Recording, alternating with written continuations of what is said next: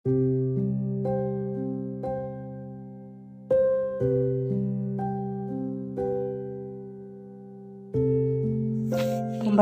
dari Ester pasal yang pertama, ayat yang pertama hingga ayat yang ke-22. Firman Tuhan berbunyi demikian, Ratu Wasti dibuang. Pada zaman Ahasiweros, dialah Ahasiweros yang merajai 127 daerah mulai dari India sampai ke Ethiopia. Pada zaman itu, ketika Raja Ahasiweros bersemayam di atas tahta kerajaannya di dalam benteng Susan, pada tahun yang ketiga dalam pemerintahannya, diadakanlah oleh Baginda perjamuan bagi semua pembesar dan pegawainya, tentara Persia dan Media, kaum bangsawan dan pembesar daerah hadir di hadapan Baginda. Di samping itu, Baginda memamerkan kekayaan kemuliaan kerajaannya dan keindahan kebesarannya yang bersemarak berhari-hari lamanya sampai 180 hari. Setelah genap hari-hari itu, maka Raja mengadakan perjamuan lagi 7 hari lamanya bagi rakyatnya yang terdapat di dalam benteng Susan, daripada orang besar sampai kepada orang kecil, bertempat di pelataran yang ada di taman istana kerajaan.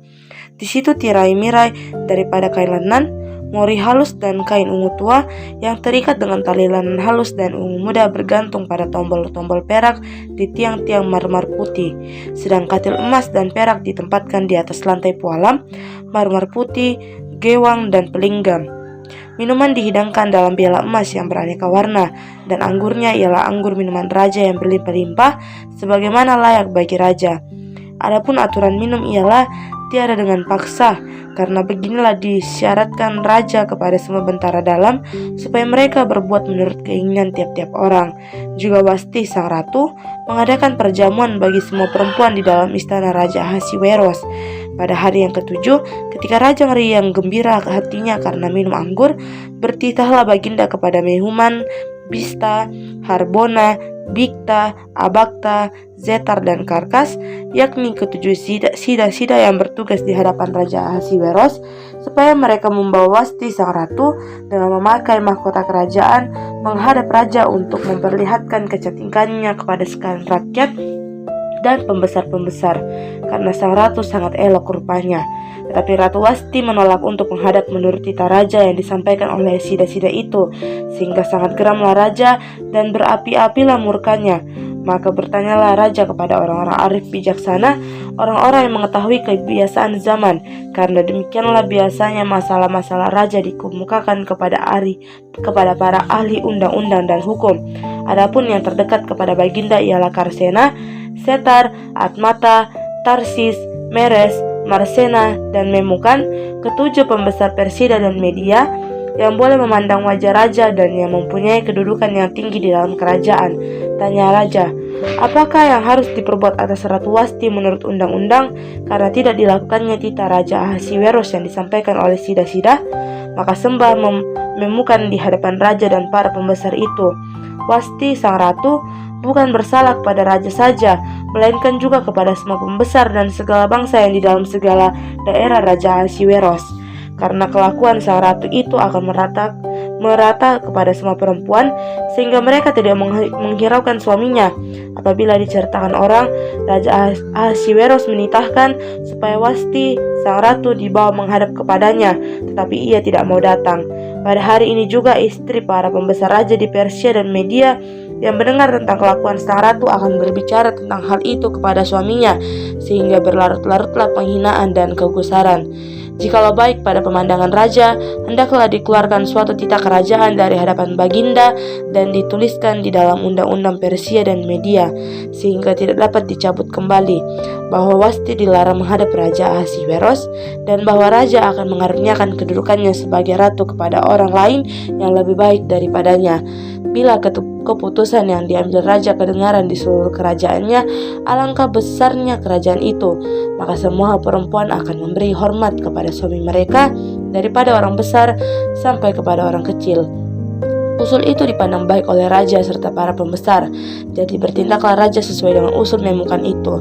Dikirimkanlah oleh Baginda surat-surat ke segenap daerah kerajaan, tiap-tiap daerah menurut tulisannya dan tiap-tiap bangsa menurut bahasanya. Bunyinya, setiap laki-laki harus menjadi kepala dalam rumah tangganya dan berbicara menurut bahasa bangsanya. Ester pasal 2 ayat yang pertama hingga ayat yang ke-23, firman Tuhan berbunyi demikian, Ester diangkat menjadi ratu. Sesudah peristiwa-peristiwa ini, setelah kepanasan murka Raja Ahasiweros surut, terkenanglah Baginda kepada Wasti dan yang dilakukannya, dan kepada apa yang diputuskan atasnya. Maka sembah para biduanda raja yang bertugas pada Baginda, hendaklah orang mencari bagi raja gadis-gadis, yaitu anak-anak darah yang elok rupanya. Hendaklah raja menempatkan kuasa-kuasa di segenap daerah kerajaannya, supaya mereka mengumpulkan sebuah gadis, anak-anak darah yang elok rupanya di dalam benteng Susan, di balai perempuan, di bawah pengawasan Hegai, sida-sida raja, penjaga para perempuan. Hendaklah diberikan wangi-wangian kepada mereka, dan gadis yang terbaik pada pemandangan raja, baiklah dia menjadi ratu ganti Wasti.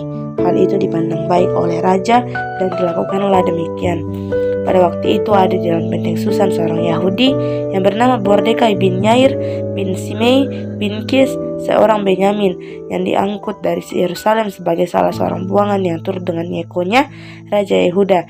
Ketika ia diangkut ke dalam pembuangan oleh Raja Nebukadnezar, Raja Babel, Mordekai itu pengasuh Hadasa, yakni Ester, anak saudara ayahnya, sebab anak itu tidak beribu bapa lagi. Gadis itu elok perawakannya dan cantik parasnya. Ketika ibu bapaknya mati, ia diangkat sebagai anak oleh Mordekai. Setelah titah dan undang-undang raja tersiar dan banyak gadis dikumpulkan di dalam benteng Susan, di bawah pengawasan Hegai, maka Ester pun dibawa masuk ke dalam istana raja, di bawah pengawasan Hegai, penjaga para perempuan. Maka gadis itu sangat baik pada pemandangannya dan menimbulkan kasih sayangnya, sehingga Hegai segera memberikan wangi-wangian dan pelabur kepadanya, dan juga 7 orang dayang-dayang yang terpilih dari isi istana raja, kemudian memindahkan dia dengan dayang-dayangnya ke bagian yang terbaik di dalam balai perempuan. Ester tidak memberitahukan kebangsaan dan asal-usulnya karena dilarang oleh Mordekai. Tiap-tiap hari berjalan-jalanlah Mordekai di depan pelataran balai perempuan itu untuk mengetahui bagaimana keadaan Ester dan apa yang akan berlaku atasnya. Tiap-tiap kali seorang gadis mendapat giliran untuk masuk menghadap Raja Ahasiweros, dan sebelumnya ia dirawat menurut peraturan bagi para perempuan selama 12 bulan, sebab seluruh waktu itu digunakan untuk pemakaian wangi-wangian. 6 bulan untuk memakai minyak mur, dan 6 bulan lagi untuk memakai minyak kasai serta lain-lain wangi-wangian perempuan. Lalu gadis itu masuk menghadap raja, dan segala apa yang dimintanya harus diberikan kepadanya untuk dibawa masuk dari balai perempuan ke dalam istana raja. Pada waktu petang ia masuk, dan pada waktu pagi ia kembali, tetapi sekali ini ke dalam balai perempuan yang kedua, di bawah pengawasan Saasgas, sida-sida raja, penjaga para gundik. Ia tidak diperkenankan masuk lagi menghadap raja, kecuali jika raja berkenan kepadanya dan ia dipanggil dengan disebutkan namanya. Ketika Ester, anak Abihail, yakni saudara ayah Mordekai yang mengangkat Ester sebagai anak, mendapat giliran untuk masuk menghadap raja, maka ia tidak menghendaki sesuatu apapun selain daripada yang dianjurkan oleh Hegai, sida-sida raja, penjaga para perempuan. Maka Ester dapat menimbulkan kasih sayang pada semua orang yang melihat dia. Demikianlah Ester dibawa masuk menghadap Raja Ahasiweros ke dalam istananya pada bulan yang ke-10, yakni bulan Tebet, pada tahun yang ke-7 dalam pemerintahan Baginda. Maka Ester dikasihi oleh Baginda lebih daripada semua perempuan lain, dan ia beroleh sayang dan kasih Baginda lebih daripada semua anak darah lain, sehingga Baginda mengenakan mahkota kerajaan ke atas kepalanya dan mengangkat dia menjadi ratu ganti Wasti. Kemudian diadakanlah oleh Baginda suatu perjamuan bagi semua pembesar dan pegawainya, yakni perjamuan karena Ester, dan Baginda menitahkan kebebasan pajak bagi daerah-daerah serta mengaruniakan anugerah sebagaimana layak bagi raja. Mordekai mengetahui suatu sekongkolan.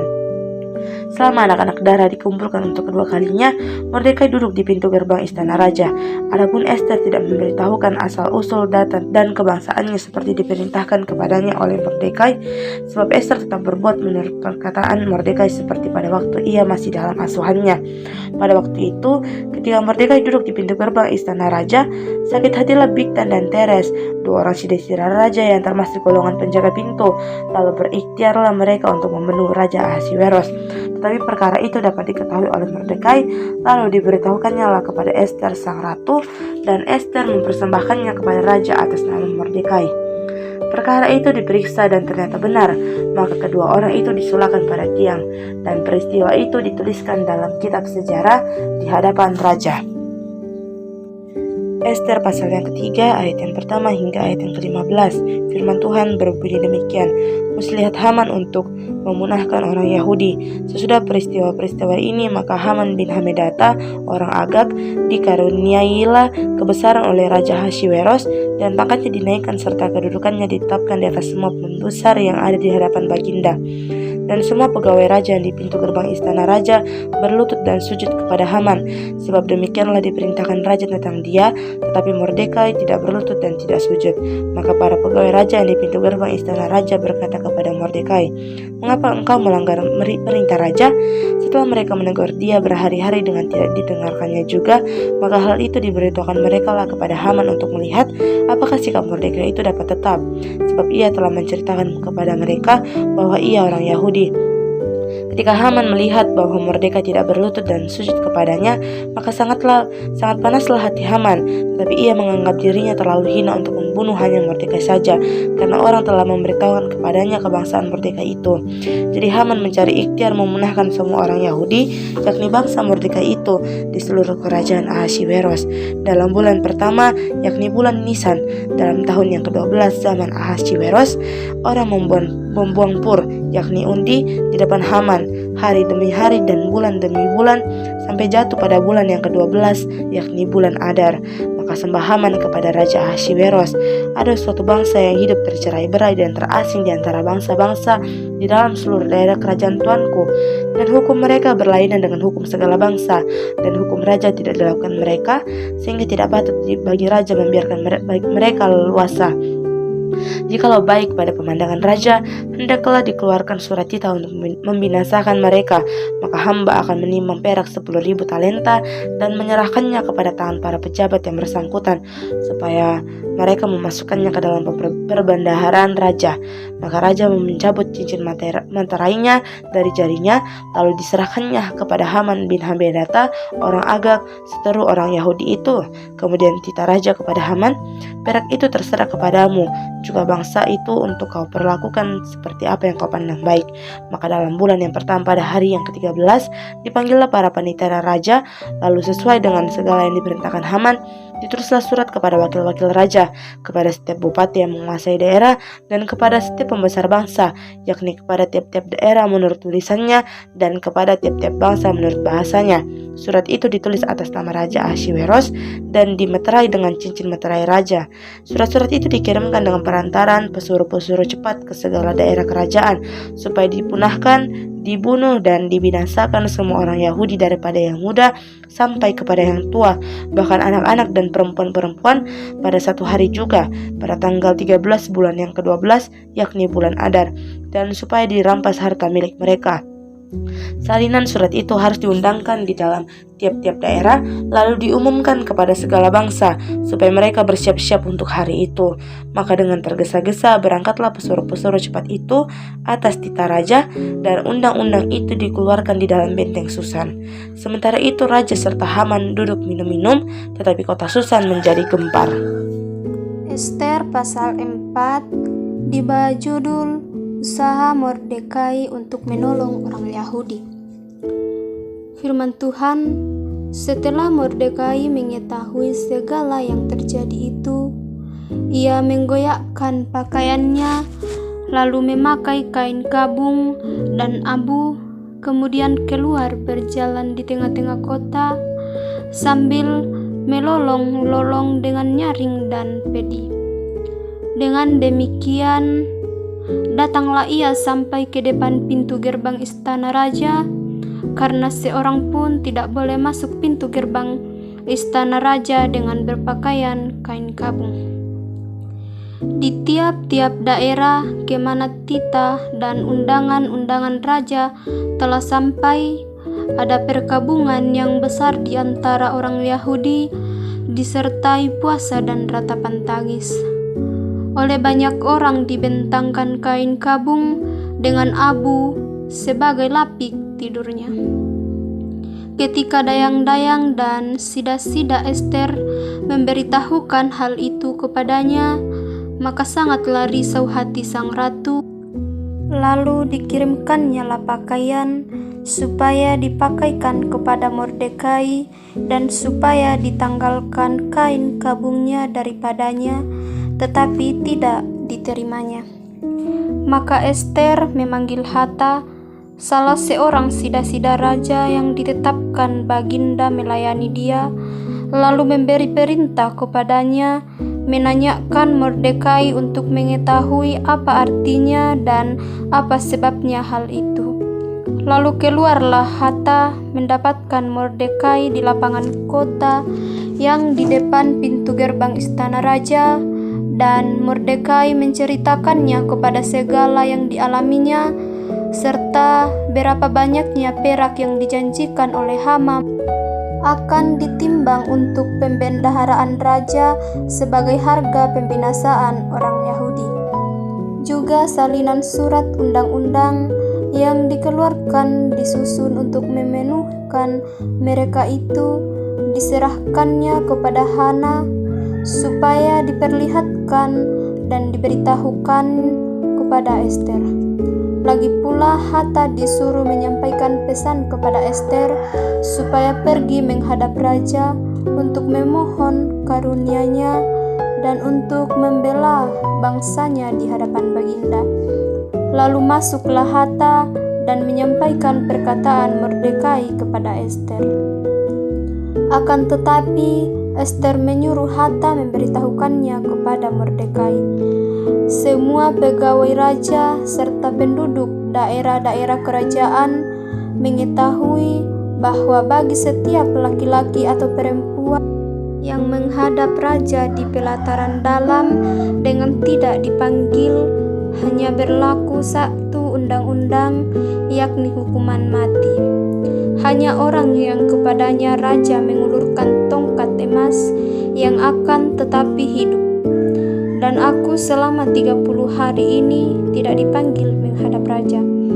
Ketika disampaikannya orang perkataan Ester itu kepada Mordekai, maka Mordekai menyuruh menyampaikan jawaban ini kepada Ester.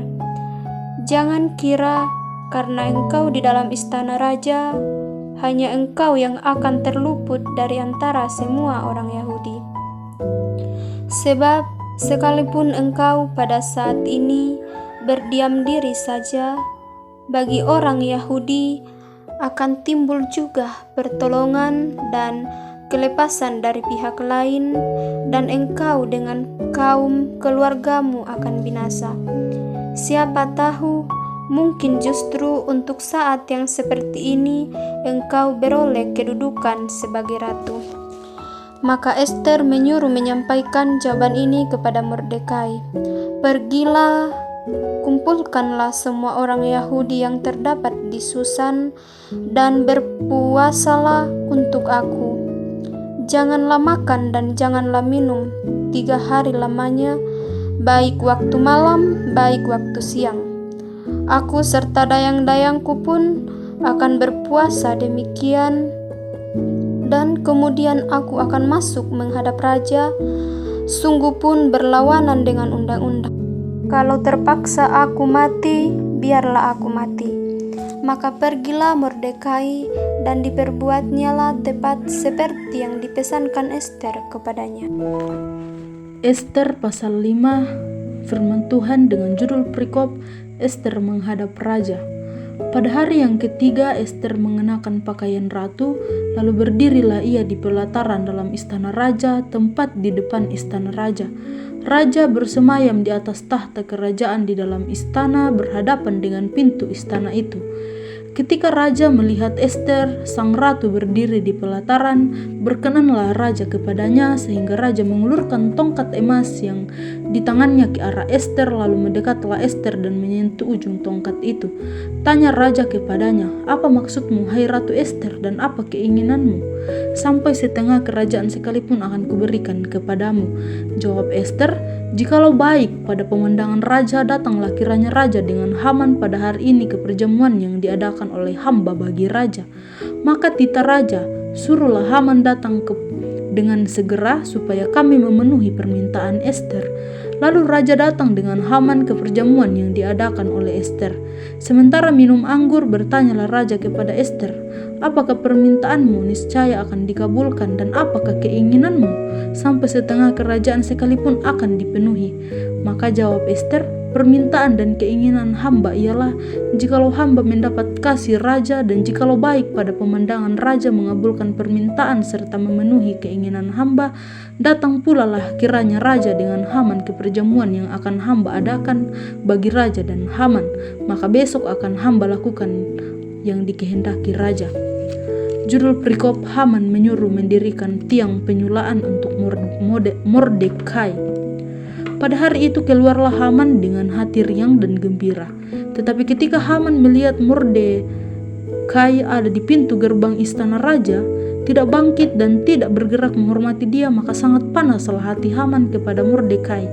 Tetapi Haman menahan hatinya, lalu pulanglah ia ke rumahnya dan menyuruh datang sahabat-sahabatnya dari Zeres istrinya.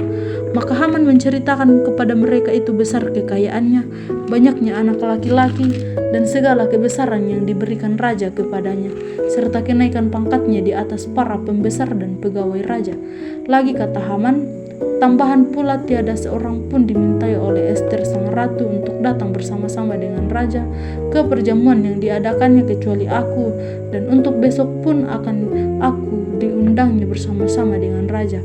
Akan tetapi semuanya itu tidak berguna bagiku selama aku masih melihat si Mordekai si Yahudi itu duduk di pintu gerbang istana raja. Lalu kata Zeres istrinya dan semua sahabatnya kepadanya, suruhlah orang membuat tiang yang tingginya 50 hasta dan persembahkanlah besok pagi kepada raja supaya Mordekai disulahkan orang pada tiang itu. Kemudian dapatlah engkau dengan bersuka cita pergi bersama-sama dengan raja ke perjamuan itu. Hal itu dipandang baik oleh Haman, lalu ia menyuruh membuang tiang itu. Ester pasal 6. Mordekai dihormati. Pada malam itu juga raja tidak dapat tidur. Maka bertitahlah baginda membawa kitab pencatatan sejarah, lalu dibacakan di hadapan raja. Dan di situ didapati suatu catatan tentang Mordekai yang pernah memberitahukan bahwa Bigtan dan Teres, dua orang sida-sida raja yang termasuk golongan penjaga pintu, telah berikhtiar membunuh Raja Ahasweros. Maka bertanyalah raja, kehormatan dan kebesaran apakah yang dianugerahkan kepada Mordekai oleh sebab perkara itu? Jawab para biduanda raja yang bertugas pada baginda, kepadanya tidak dianugerahkan suatu apapun. Maka bertanyalah raja, siapakah itu yang ada di pelataran? Pada waktu itu Haman baru datang di pelataran luar istana raja untuk memberitahukan kepada baginda bahwa ia hendak menyulahkan Mordekai pada tiang yang sudah didirikan untuk dia. Lalu jawab para biduanda raja kepada baginda, itulah Haman, ia berdiri di pelataran. Maka tita raja, suruhlah dia masuk. Setelah Haman masuk, bertanyalah raja kepadanya, apakah yang harus dilakukan kepada orang yang raja berkenan menghormatinya? Kata Haman dalam hatinya, kepada siapa lagi raja berkenan menganugerahkan kehormatan lebih daripadaku? Oleh karena itu jawab Haman kepada raja, mengenai orang yang raja berkenan menghormatinya, hendaklah diambil pakaian kerajaan yang bisa dipakai oleh raja sendiri, dan lagi kuda yang biasa dikendarai oleh raja sendiri, dan yang diberi mahkota kerajaan di kepalanya, dan hendaklah diserahkan pakaian dan kuda itu ke tangan seorang dari antara para pembesar raja, orang-orang bangsawan. Lalu hendaklah pakaian itu dikenakan kepada orang yang raja berkenan menghormatinya. Kemudian hendaklah ia diarak dengan mengendarai kuda itu melalui depannya. Beginilah dilakukan kepada orang yang raja berkenan menghormatinya. Maka titah raja kepada Haman, segera ambillah pakaian dan kuda itu seperti yang kukatakan itu, dan lakukanlah demikian kepada Mordekai orang Yahudi. yang duduk di pintu gerbang istana, sepatah kata pun janganlah kau lalaikan daripada segala yang kau katakan itu.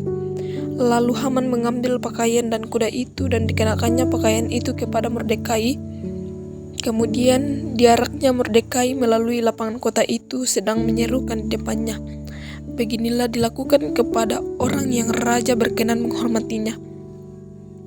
Kemudian kembalilah Mordekai ke pintu gerbang istana raja, tetapi Haman tergesa-gesa pulang ke rumahnya dengan sedih hatinya dan berselubung kepalanya. Dan Haman memberitahukan kepada Zeres istrinya dan kepada semua sahabatnya apa yang dialaminya. Maka kata para yang arif bijaksana dan Zeres istrinya kepadanya, "Jikalau Mordekai yang di depannya engkau sudah mulai jatuh adalah keturunan Yahudi, maka engkau tidak akan sanggup melawan dia. Malahan engkau akan jatuh benar-benar di depannya selagi mereka itu bercakap-cakap dengan dia." Datanglah sida-sida raja lalu mengantarkan Haman dengan segera ke perjamuan yang diadakan oleh Ester. Amin. Ester pasal 7. Haman diadukan oleh Ester dan dihukum mati. Firman Tuhan, datanglah raja dengan Haman untuk dijamu oleh Ester sang ratu. Pada hari yang kedua itu, sementara minum anggur, bertanyalah pula raja kepada Ester, "Apakah permintaanmu, hai Ratu Ester? Niscaya akan dikabulkan. Dan apakah keinginanmu? Sampai setengah kerajaan sekalipun akan dipenuhi." Maka jawab Ester sang ratu, "Ya raja, jikalau hamba mendapat kasih raja, dan jikalau baik pada pemandangan raja, karuniakanlah kiranya kepada hamba nyawa hamba atas permintaan hamba, dan bangsa hamba atas keinginan hamba. Karena kami, hamba serta bangsa hamba, telah terjual untuk dipunahkan, dibunuh dan dibinasakan. Jikalau seandainya kami hanya dijual sebagai budak laki-laki dan budak perempuan, niscaya hamba akan berdiam diri, tetapi malapetaka ini tiada taranya di antara bencana yang menimpa raja." Maka bertanyalah Raja Ahasiweros kepada Ester sang ratu, "Siapakah orang itu dan di manakah dia yang hatinya mengandung niat akan berbuat demikian?" Lalu jawab Ester, "Penganiaya dan musuh itu ialah Haman, orang jahat ini." Maka Haman pun sangatlah ketakutan di hadapan raja dan ratu. Lalu bangkitlah raja dengan panas hatinya daripada minum anggur dan keluar ke taman istana. Akan tetapi Haman masih tinggal untuk memohon nyawanya kepada Ester sang ratu, karena ia melihat bahwa telah putus niat raja untuk mendatangkan celaka kepadanya. Ketika raja kembali dari taman istana ke dalam ruangan minum anggur, maka Haman berlutut pada katil tempat Ester berbaring. Maka titah raja, "Masih jugakah ia hendak menggagahi sang ratu di dalam istanaku sendiri?"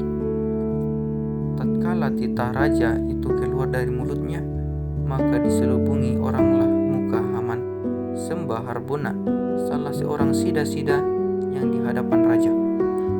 Lagi pula tiang yang dibuat Haman untuk Mordekai, orang yang menyelamatkan raja dengan pemberitahuannya itu, telah berdiri di dekat rumah Haman, 50 hasta tingginya.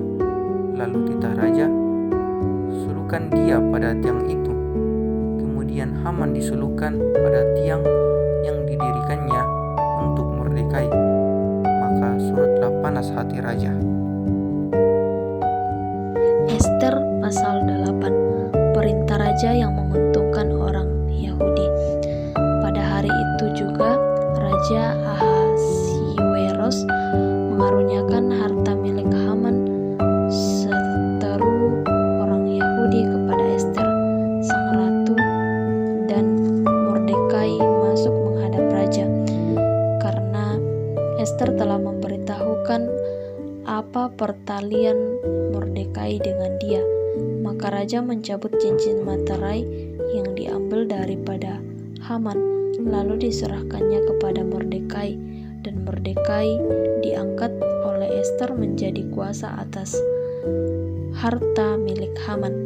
Kemudian Ester berkata lagi kepada raja sambil sujud pada kakinya dan menangis memohon karunia-Nya supaya dibatalkannya maksud jahat Haman orang Agag itu serta rancangannya yang sudah dibuatnya terhadap orang Yahudi. Maka raja mengulurkan tongkat emas kepada Ester, lalu bangkitlah Ester dan berdiri di hadapan raja serta sembayanya.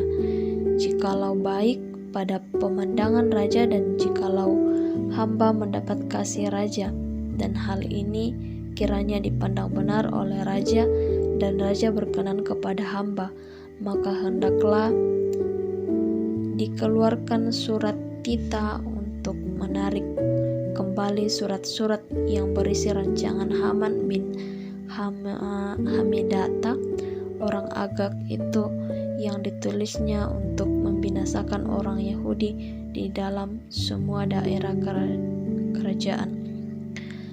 Karena bagaimana hamba dapat melihat malapetaka yang menimpa bangsa hamba, dan bagaimana hamba dapat melihat kebinasaan sanak saudara hamba, maka jawab Raja Ahasiweros kepada Ester sang ratu serta kepada Mordekai orang Yahudi itu, harta milik Haman telah kukaruniakan kepada Ester, dan Haman sendiri telah disulahkan pada tiang karena ia sudah mengacungkan tangannya kepada orang Yahudi. Tuliskanlah atas nama raja apa yang kamu pandang baik tentang orang Yahudi, dan meteraikanlah surat itu dengan cincin meterai raja, karena surat yang dituliskan atas nama raja dan dimeteraikan dengan cincin meterai raja tidak dapat ditarik kembali. Pada waktu itu juga dipanggillah para panitera raja dalam bulan yang ketiga, yakni bulan Siwan, pada tanggal 2 bulan 23. Dan sesuai dengan segala yang diperintahkan Mordekai, ditulislah surat kepada orang Yahudi dan kepada para wakil pemerintah, para bupati, dan para pembesar daerah dari India sampai ke Ethiopia, 127 daerah, kepada tiap-tiap daerah menurut tulisannya, dan kepada tiap-tiap bangsa menurut bahasanya, dan juga kepada orang Yahudi menurut tulisan dan bahasanya. Maka ditulislah pesan atas nama Raja Ahasiweros dan dimeterai dengan cincin meterai raja. Lalu dengan perantaraan pesuruh-pesuruh cepat yang berkuda, yang mengendarai kuda kerajaan yang tangkas, yang diternakkan di perkudaan, dikirimlah surat-surat yang isinya raja mengizinkan orang Yahudi di tiap-tiap kota untuk berkumpul dan mempertahankan nyawanya, serta memunahkan, membunuh atau membinasakan segala talenta, bahkan anak-anak dan perempuan-perempuan dari bangsa dan daerah yang hendak menyerang mereka, dan untuk merampas harta miliknya. Pada hari yang sama di segala daerah Raja Ahasiweros pada tanggal 13 bulan yang ke-12, yakni bulan Adar, salinan pesan tertulis itu harus diundangkan di tiap-tiap daerah, lalu diumumkan kepada segala bangsa, dan orang Yahudi harus bersiap-siap untuk hari itu akan melakukan pembalasan kepada musuhnya. Maka dengan terburu-buru dan tergesa-gesa berangkatlah pesuruh-pesuruh cepat yang mengendarai kuda kerajaan yang tangkas itu atas titah raja, dan undang-undang itu dikeluarkan di dalam benteng Susan. Dan Mordekai keluar dari hadapan raja dan memakai pakaian kerajaan daripada kain ungu tua dan kain lenan, dengan memakai tajuk emas yang mengagumkan, serta jubah daripada kain lenan halus dan kain ungu muda. Maka kota Susan pun bertempik soraklah dan bersukaria.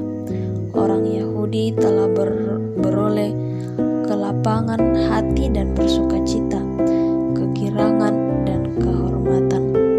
Demikian juga di tiap-tiap daerah dan di tiap-tiap kota, di tempat manapun titah dan undang-undang raja telah sampai, ada sukacita dan kegirangan di antara orang Yahudi, dan perjamuan serta hari gembira, dan lagi banyak dari antara rakyat negeri itu masuk Yahudi, karena mereka ditimpa ketakutan kepada orang Yahudi. Ester pasal 9 ayat 1-19. Judul perikop: tindakan orang Yahudi terhadap musuhnya. Dalam bulan yang ke-12, yakni bulan Adar, pada hari yang ke-13, ketika titah serta undang-undang raja akan dilaksanakan, pada hari musuh-musuh orang Yahudi berharap mengalahkan orang Yahudi, terjadi yang sebaliknya. Orang Yahudi mengalahkan pembenci-pembenci mereka, maka berkumpullah orang-orang Yahudi di dalam kota-kotanya di seluruh daerah Raja Ahasiweros untuk membunuh orang-orang yang berikhtiar mencelakakan mereka, dan tiada seorang pun tahan menghadapi mereka, karena ketakutan kepada orang Yahudi telah menimpa segala bangsa itu. Dan semua pembesar daerah dan wakil pemerintah dan bupati serta pejabat kerajaan menyokong orang Yahudi, karena ketakutan kepada Mordekai telah menimpa mereka. Sebab Mordekai besar kekuasaannya di dalam istana raja, dan bersiarlah berita tentang dia di segenap daerah, karena Mordekai itu bertambah-tambah besar kekuasaannya. Maka orang Yahudi mengalahkan semua musuh, mereka memukulnya dengan pedang, membunuh dan membinasakannya. Mereka berbuat sehendak hatinya terhadap pembenci-pembenci mereka. Di dalam benteng Susan saja orang Yahudi membunuh dan membinasakan 500 orang. Juga Persandata, Davlon, Aspata, Porata, Adalia, Aridata, Parmasta, Arisai, Aridai, dan Waisata. Ke-10 anak laki-laki Haman bin Hamedata, seteru orang Yahudi, dibunuh oleh mereka, tetapi kepada barang rampasan tidaklah mereka mengulurkan tangan. Pada hari itu juga orang-orang yang dibunuh di dalam benteng Susan disampaikan ke hadapan raja. Lalu titah raja kepada Ester sang ratu, di dalam benteng Susan saja orang Yahudi telah membunuh dan membinasakan 500 orang beserta ke-10 anak Haman. Di daerah-daerah kerajaan yang lain, entahlah apa yang diperbuat mereka, dan apakah permintaanmu sekarang niscaya akan dikabulkan, dan apakah keinginanmu lagi niscaya dipenuhi. Lalu jawab Ester, jikalau baik pada pandangan raja, diizinkanlah kiranya kepada orang Yahudi yang di Susan untuk berbuat besok pun sesuai dengan undang-undang untuk hari ini, Dan ke-10 anak Haman itu hendaklah disulahkan kepada tiang. Raja pun menitahkan berbuat demikian, maka undang-undang itu dikeluarkan di Susan, dan ke-10 anak Haman disulahkan orang. Jadi berkumpullah orang Yahudi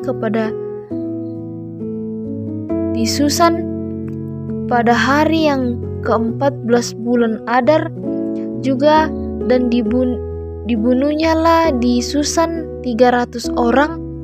Tetapi kepada barang rampasan tidaklah mereka mengulurkan tangan.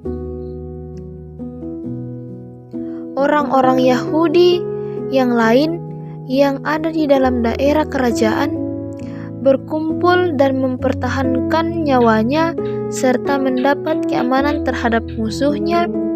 Mereka membunuh 75.000 orang di antara pembenci-pembenci mereka. Tetapi kepada barang rampasan tidaklah mereka mengulurkan tangannya. Hal itu terjadi pada hari yang ke-13 dalam bulan Adar. Pada hari yang ke-14 berhentilah mereka, dan hari itu dijadikan mereka hari perjamuan dan sukacita.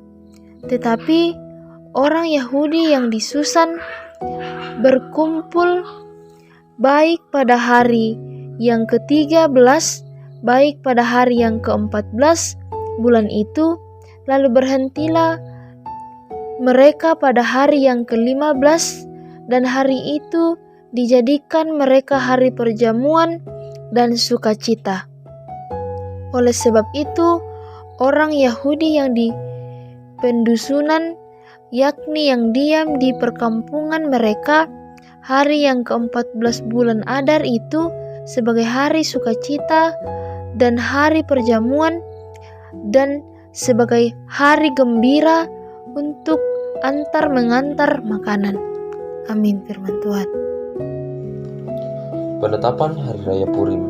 Maka Mordekai menuliskan peristiwa itu, lalu mengirimkan surat-surat kepada semua orang Yahudi di seluruh daerah Raja Ahasiweros, baik yang dekat, baik yang jauh, untuk mewajibkan mereka supaya tiap-tiap tahun merayakan hari raya ke-14 dan yang ke-15 bulan Adar.